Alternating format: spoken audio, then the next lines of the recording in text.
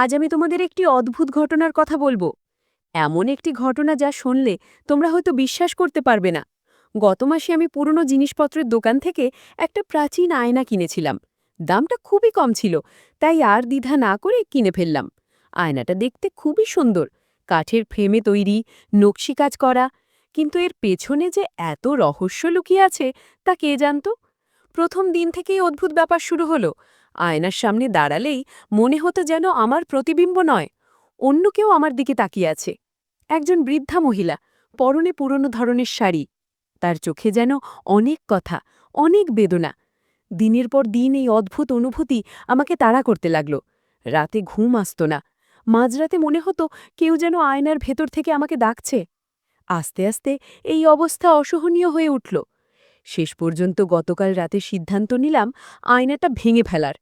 কিন্তু যখনই আয়নাটায় আঘাত করলাম, একটা তীব্র আর্তনাদ শোনা গেল, যেন কেউ বহু বছর ধরে আটকে ছিল সেখানে আর এতদিন পরে মুক্তি পেল।